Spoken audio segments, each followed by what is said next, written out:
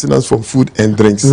This morning, for instance, after our bayan, after our Fajr Salat, prayers, yes. I normally, when we finish Taraweeh, the portions of the Quran that we use for the Salat to Taraweeh, I spend some time with the Ummah and educate them on the meaning of the Quranic verses that we use for the Taraweeh. Though not all, because we need to go back home and of course, so but they are able to commit some time. I mean, maybe some 10 minutes and sit and listen to me, and I can see some impact in the people, especially the youth. My masjid, my community, the masjid, probably about 90% of them are youth, like 20-something to 30-something years old. The old ones are not up to 10%. Yes, and they are so committed. They sit. My brother, it's so amazing. So it is the way they understand the teachings of the Quran. Because to know the meaning of Islam is in the Quran. It's the Quran, of course. How can you go and know the meaning of Islam or the Quran from another book? It is from the Quran. So you need to get somebody who explains the Quran to you. Now, when you understand the Quran, application becomes so easy. Fasting is in the Quran. The ethics are also in the Quran. And everything the Prophet ﷺ did is also in the Quran. So because of that, it is important for us to understand that Islam is a way of life. This morning, after we have finished with the normal teachings, as I said, 10 minutes time for me to talk to them, I exited the masjid, and some few people also follow me. They followed me to get some additional information, and they were privileged that I spoke about what Maqasid Sharia. And I was telling them how beautiful, if you understand the maxims of the legislation of Islam, it becomes very easy for you to apply them. And so they were so enthused about how I was explaining the thing from Islamic point of view, from even our social point of view, connecting it with our societal norms and all those things, and what we can do to improve ourselves in terms of knowledge and our practices of the religion vis-a-vis our teachings in the month of Ramadan. They were so enthused. So I believe that to a large extent, we have to do more, especially we, those who are the leaders in the community. We owe it a responsibility. Yesterday, I told them in the masjid that, look, imams are like coaches of team. And so when the team is playing ball, a match, even sometimes the coach will go and stand at the touchline and still be directing. That's what we do. So in the month of Ramadan, we need to be at the touchline, be talking to the Mamurin for them to know that, oh yes, you can do this, you cannot do that. And that is how we can imbibe in ourselves the ethics of the fasting. By the time you finish the 30-day fasting or 29 days fasting, I mean, everybody will see you to be a different person. MashaAllah, MashaAllah. Viewers, if you are just joining us, with me in the studio is Imam Abdullah Said, the Metropolitan Imam of Katamanso Metropolitan Area.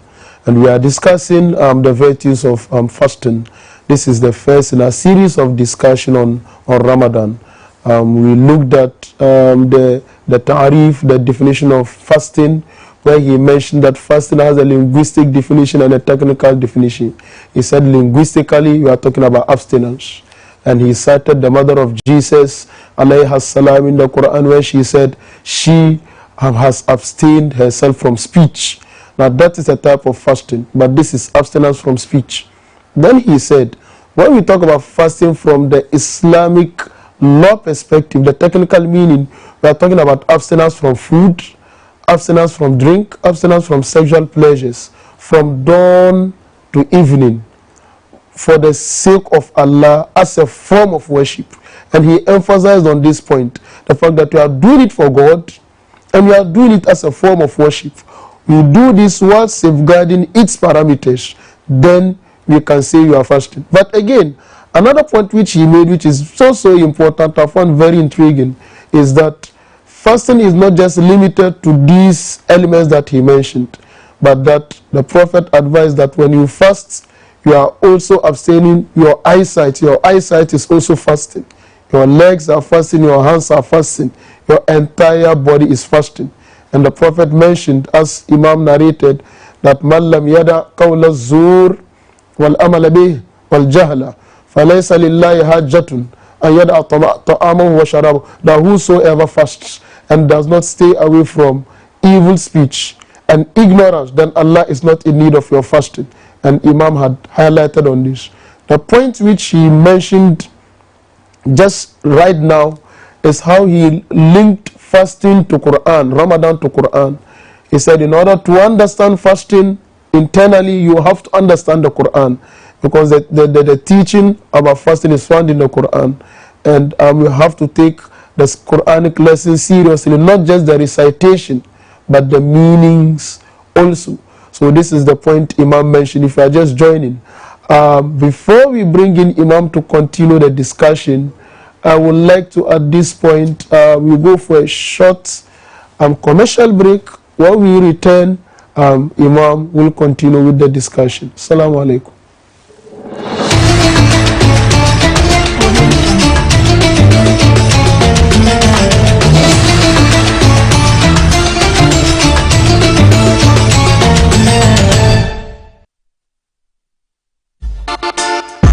Welcome to Ghana Month.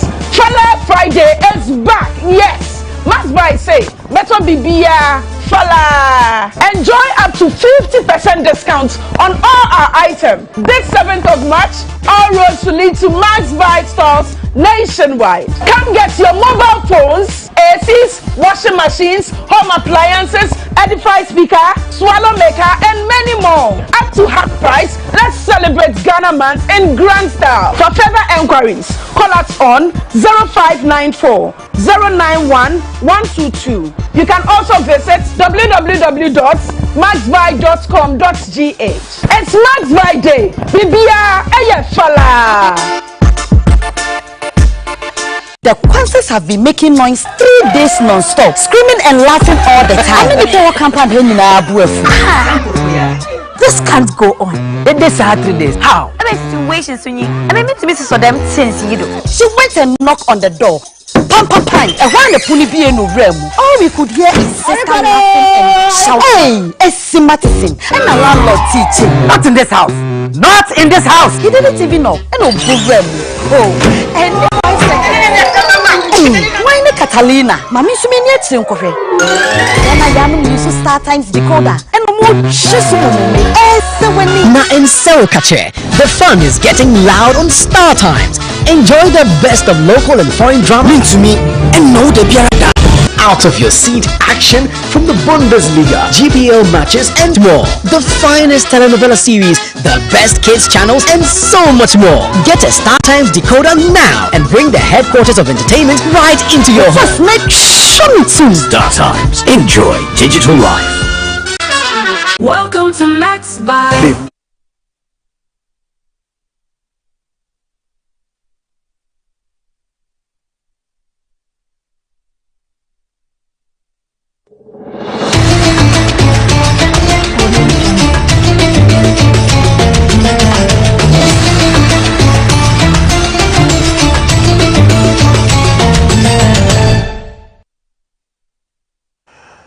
الحمد لله الذي هدانا لهذا وما كنا لنهتدي لولا أن هدانا الله. Welcome back from the short break. If you are just joining in, with me in the studio is Imam Al-Hajj Saeed Abdallah, and we are discussing Ramadan. Today happens to be the first Friday in the month of Ramadan. Just before the break, Imam took us through the definition of Ramadan, and he mentioned, the definition of fasting, and he mentioned the ingredients of a valid fast. But now I would like us to go back to Imam, for Imam to throw more lights on the month beyond fasting. So Ramadan is in Ramadan that we fast. But is that the only act of worship that Ramadan comes with? So Imam, if I can ask you this question. So it is in Ramadan that we fast. Are there other things that Ramadan come with beyond just fasting that we can take advantage of? Inshallah. Alhamdulillah. Yes, the Quran and the Sunnah actually gives us a lot of prescription of things that we can do to sustain our fasting and also to build our good character so that we can earn a maximum reward and even the day we meet Allah subhanahu wa ta'ala, it becomes a very good result in our books, inshallah. So when you are fasting, the month of Ramadan, especially this message, I want the youth to take it serious, because it is the youth that Satan can distract and then make them weak. And when they are weak, it's like foundation of Islam is weak, because they are going to lead Islam tomorrow. So we want them to take this message very serious.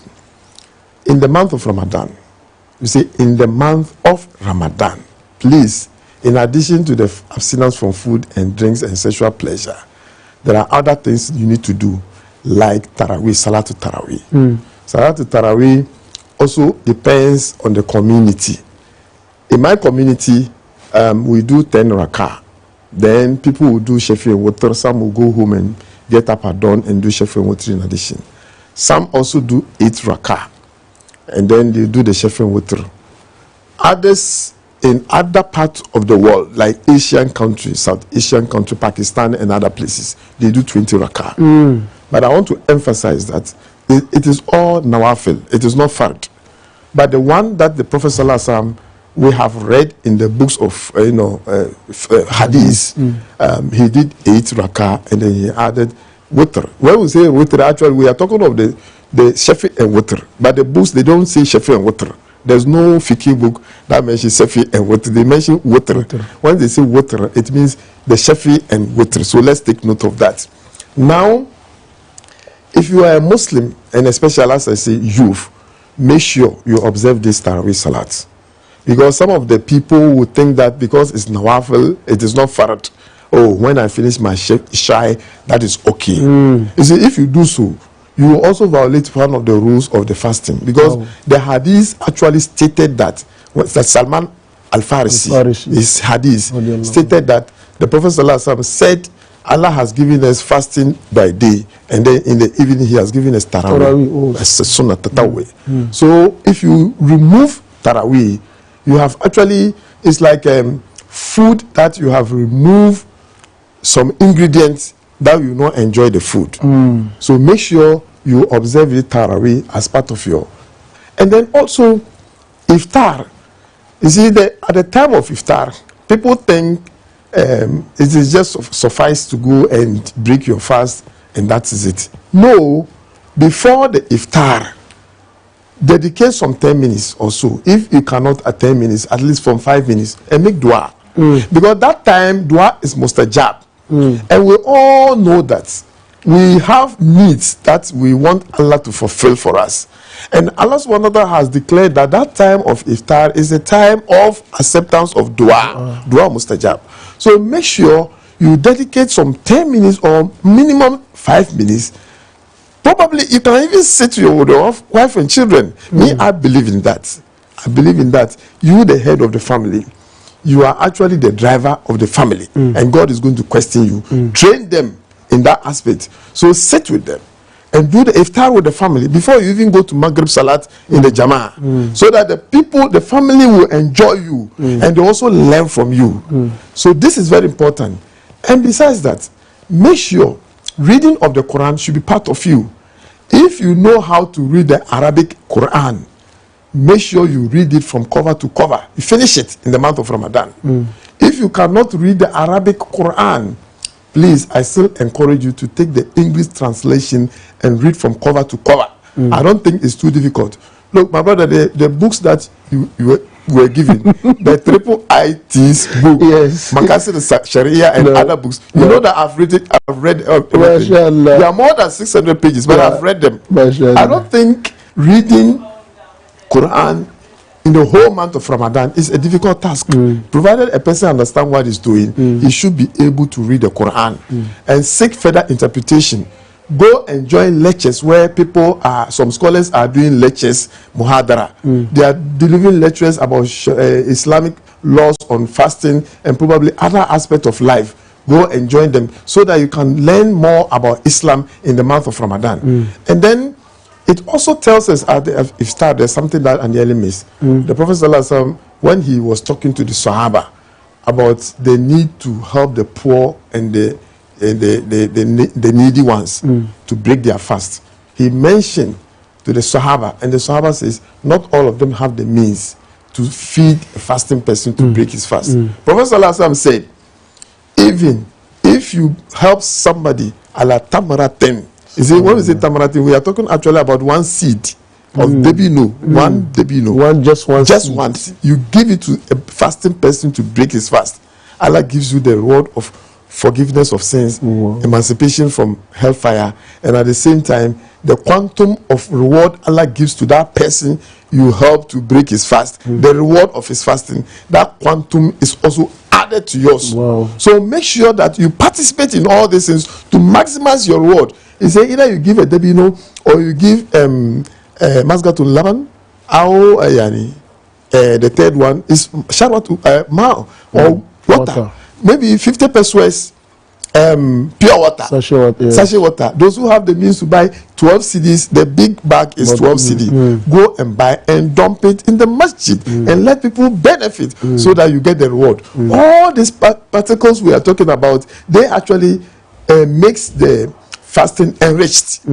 But if you just stay within the corners of abstinence from food and drink and sexual pleasure and say, oh, I'm fasting, at the end of the day, you not get much. Remember, even in school, before you get a very good GPA, you need to make sure you do assignment and petty things they ask you. You add all before you get a good grade. It's the same thing. الذي خلق الموت والحياة ليبلوكم أيكم أحسن عملا. So we are here in the form of a trial, a test. Allah is counting the reward, and we are going to get the reward on the day of Qiyamah. Now, MashaAllah.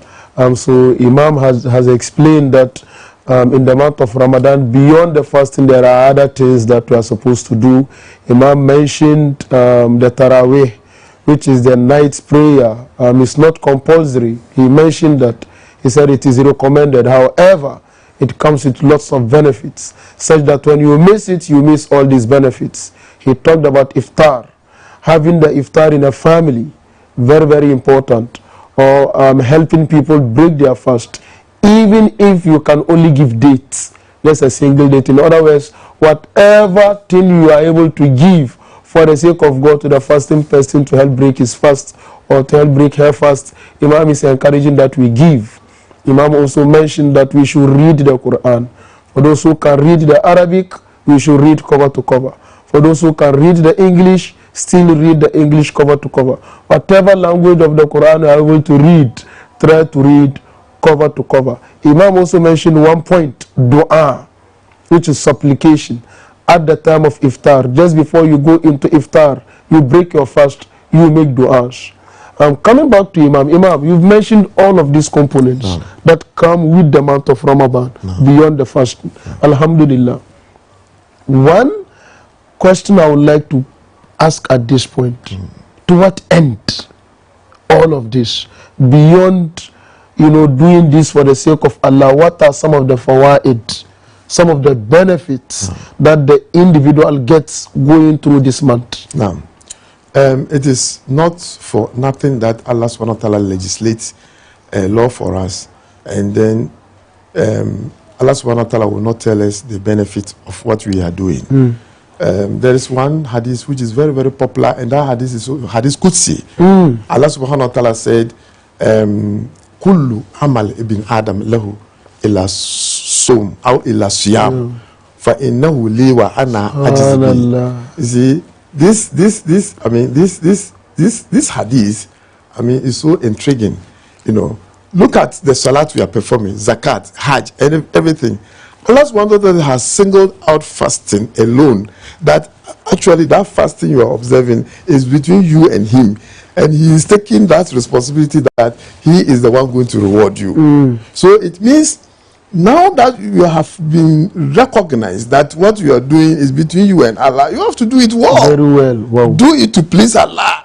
Do it with the maximum belief and the action, the strength that you can, so that you please your Lord. Pleasing Allah is the best thing you can do in life. Do not do things to please human beings, because human beings, they cannot reward you. Allah is going to reward you. And look at another hadith. The Prophet Muhammad sallallahu alaihi wasallam says, "Walil sa'imu farhatani." Anybody who is performing siyam, he has two enjoyment. farhatun inda fitrihi wa farhatun inda lika'i rabbihi. The first one is the time that you are breaking your fast. See the joy. You have fasted according to the law of Allah. Now in the evening there's fruit. You are going to break. I remember a story, not a story but an experience actually. We have one man, and Al-Haji, he has passed on. May Allah have mercy upon him. Kaswa, he some years back, maybe like more than 12, 13 years ago, he invited some scholars. I was among. We were there, and he invited us for iftar. Wallahi, man, you enjoy it. When we got home, look, they brought the table. They started spreading the things. There was this orange, banana, pineapple, watermelon. Mention any type of food. They brought tea. Sobolo. I mean, you can't imagine. Then they brought meat also. They brought mala abiyayo. Kuchi. Kuchi. Echi kai. Wangadafa natuna. Hadis na. Ale echi. Anabi echi. Akwe jindadi so biu. Guda nine. The Guda randaza gemuda Allah. So you see, there's an hadith that Allah is going to,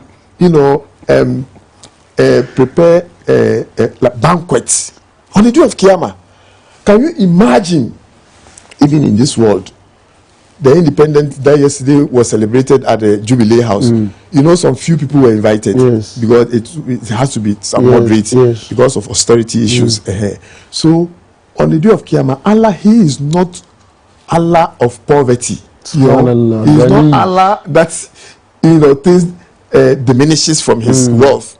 When Allah subhanahu wa ta'ala gives everything to everybody, jinns and human beings, what will be diminished from the treasures of Allah is like dipping a needle in an ocean. That drop of water is what has diminished. So Allah, He doesn't get diminished in anything.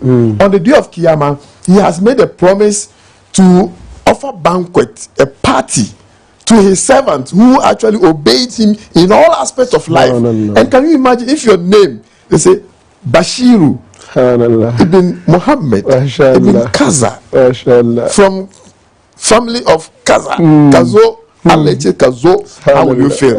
That's what is going to happen on the day of Qiyamah. And then let me add one more fadail. There's an hadith, the Prophet ﷺ says, Inna fi jannata la ghurafan tura butuniha min dhuhuriha wa dhuhuriha min butuniha. It says there's a room in paradise. There's a room like how we have this room among the building. He said there's a room in paradise. If you are outside, you see inside. And if you are inside, you see outside. Then the Sahaba asked him, Liman haza ya Rasul. He says, Liman tayyiba kalam, wa da'u siyam, wa salil arham, wa salla bil-layl wa nasu niyam.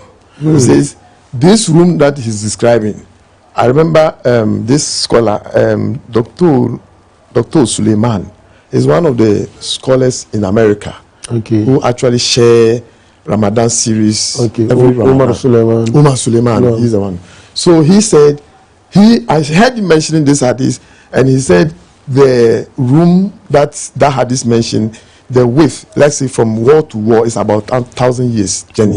Yeah, for one person. And you see, it's like a glass. So when you are inside, you see the water running, you see the fishes, you see the teslim, you see the Lebanon, you see everything.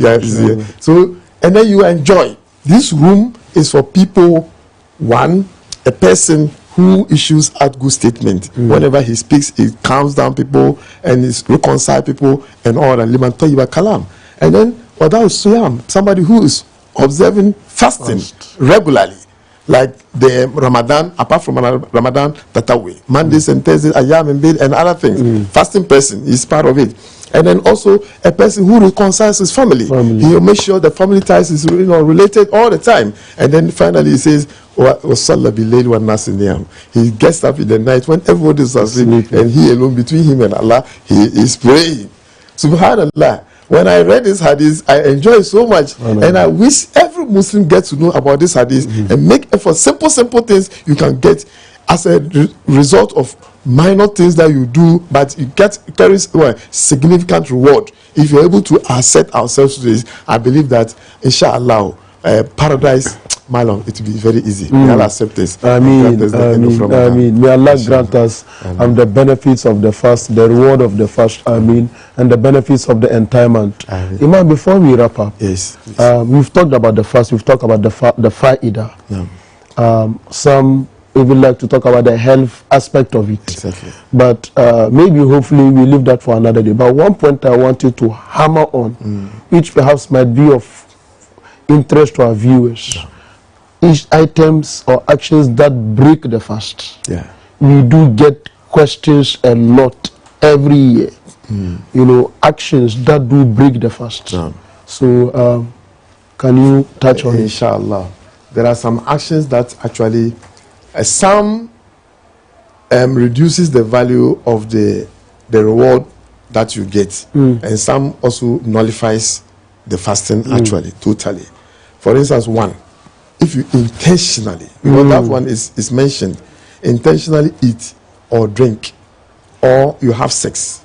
Even your wife, we're talking of your wife, not girlfriend issue. Yes, let's be frank among ourselves. We are talking about Islam. So that now, if you intentionally eat or drink or have sex, your fasting is invalidated. So that one you should take note. In the same way, if a woman menstruates, the menstruation is not something that she intentionally did, but it's a natural thing which also invalidates the fasting. Just like a childbirth also. If a woman delivers, it also invalidates. Now, some of the things that will reduce the value of the fasting, but will not break it, is when your mouth is yabby, yabby, yabby, yabby, yabby. You see, you are fasting, and yet you don't stay at one place, you move from place to place, and you are talking things that are not necessary. You are involving yourself in, people are arguing, you are there, and all those things. That is why the Prophet ﷺ said earlier, the hadith we quoted earlier, that if you don't, avoid those things, Allah doesn't need of your fasting. So you should be very careful. And you see, we as human beings, we are going back to Allah, and Allah is going to judge us according to our actions.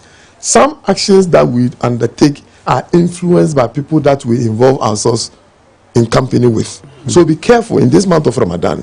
If you want to improve on your status between you and Allah, then make sure you join the company of people who recite the Quran, people who preach, people who listen to the message of Allah in this month of Ramadan. Otherwise, all the things that you are doing, it will be like a leaking bucket. You are amassing the reward, but at the same time it's leaking, because you are not careful, you are not observant of what you are doing. Sustaining reward is one of the things that we should do. That is why Islam always encourages us to be in the company of the righteous, so that when we die, we shall also be resurrected among the righteous. Easily you can get paradise. May Allah give us understanding. Ameen. Viewers, Imam just took us through. He mentioned the benefits of fasting. He also mentioned the items or activities that break or destroy the Ramadan fast. And he also mentioned some actions that don't break the fast, but they reduce the reward. So saying unnecessary, speaking unnecessarily, lying, attacking people's honor, watching items, because earlier on he mentioned that even the gaze, the eyes are fasting, the body parts are also fasting. So let's try to safeguard this in order to get the maximum benefit from the month of Ramadan. Imam, how's our way live in Daddy Nikari? Closing remarks before we end today's discussion. We have to be very, very grateful to Almighty Allah subhanahu wa ta'ala, because being a Muslim itself is one of the greatest things that you can attain in this life. Allah baka musunci ya baka komi, amma ke ya zama dole bisan ka ne kage makasi da shar'iyya na a cikin su na mutum ya rika addinin shi ya kiyaye imanin shi is one of the fundamental maxims of the Sharia law. So Allah ya baka addinin na ka kiyaye kanka, ababin da zai bar addinin ka ya bata, imanin ka ya kubce na, kar ka nisance da sau ka kusanta da wannan ababe, ka nisance da shi. Duk abin da Allah ya ce yana da kyau ka yi gurgudu kan da za ka yi, abin da baka yi kuma shi ka abstain, abin da bai da kyau ka abstain from, shi Allah ya ji taushin ka. Watanga Allah manzala sansan wai Allah ya raba shi kashe uku ne. Farko kwana 10 na wai rahma, na biyu ya zama yafin laifi mafira, na uku na wai itkumina nar, ana kiyaye mutane ko ana cire rai daga cikin wuta sai a kai su aljanna. So wannan opportunity na duka yana nan, mu yi kokari azumi wazin shi na tamin da muke yi da shi tamin ga bai yawa ba, ka gani ko, amma muna kwadatar da ku ne ya so ku samu lokaci ku yi wurin malumman ku nemi ilimi ku kara ku yi abin nan ku cattata abin da ake ce mu yi, in ya so kai da kinka ka samu riban shi gobe kiyaman na nafsi ne o. Allah ubangiji ya ce yawman la yanfa'u malu wala banu illa man atallaha bi kalbin salim. Mu muna gwada ma jama'a su kan hanyar nan su bi. Allah ya samu dace. Amin. So basically by means of a summary, Imam was saying that on the day of judgment is every soul for himself or herself, and this is where we actually sow the seeds for the benefits that we'll get on the day of judgment. So let's take advantage of the opportunity that Ramadan has presented. Imam is also advising that we take advantage of scholarly circles that discuss Islamic issues. Attend these circles where you find yourself, listen to the scholars, listen to the preachers, and learn more about the religion that you profess. This is what time will allow us for today. Inshallah, keep watching Max TV. We meet again next week, where Sheikh Udum will take us through the three version of the show. Keep watching Max TV till we meet again. Assalamu alaikum wa rahmatullahi wa barakatuhu.